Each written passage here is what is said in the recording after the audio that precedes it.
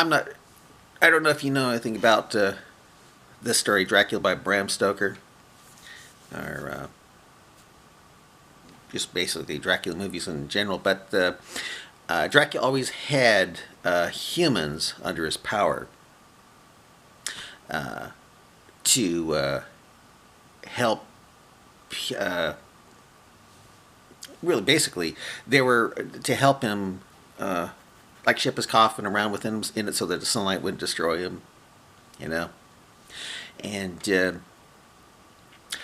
I see a correlation between Dracula and Islam,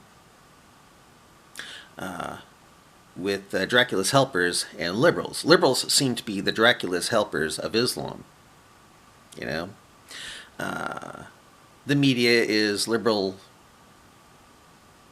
and the mainstream media too.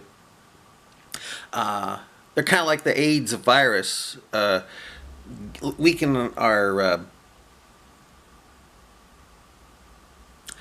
making it so you almost feel guilty if you criticize Islam. It makes you like you're like a hater or a racist and stuff like that, and try to shut you up about Islam to make it in the process. It makes Islam get stronger.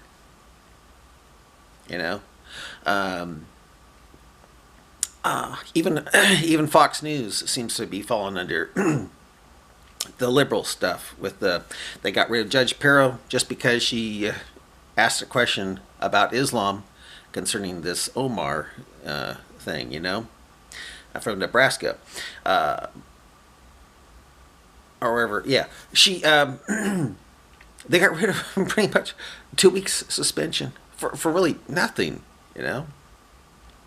And a lot of people say, blame her. Yeah, I don't call him a blamer. I call him a blamer. But they say, he's not a Muslim. He's just a liberal, you know. Well, whether he's a liberal or not, I think he's a Muslim. But they said, no, he's not a Muslim. He's just a liberal. Yeah. Well, he flooded the electoral college states, Nebraska, Minnesota, with Somali Muslims. When I was a trucker, I went up there, and it was like I was in Africa. There was, you know, they're all in their garb and stuff from Africa, you know, and the Somali Muslims. Now and then they got into Congress, you know, but that's now if that's in case Oblamer is a liberal. Again, I think he's a Muslim because he had a ring that said Allah is greater, you know, his wedding ring. And I think he's a Muslim Brotherhood guy. But say I'm wrong. Say I'm wrong. That he's really just liberal. There again, he is like a Dracula's helper, helping Islam to take over. And it seems to be that way because I notice that when I'm talking with liberals, if I bring up, say, Quran 9, 111, 39, that basically threatens Muslims with a painful doom if they don't go forth being killed in the cause of Allah, or if I bring up the first part of Quran 424, that allows Muslims to rape women, married women that they've captured, and Muslims say, no, it means marriage. No. It says married women, not widowed women. You know? They will, a liberal will then try to defend Islam by trying to attack the Bible, saying, well, the Bible says blah, blah, blah, you know, try to attack the Bible. Or if I bring up how the Quran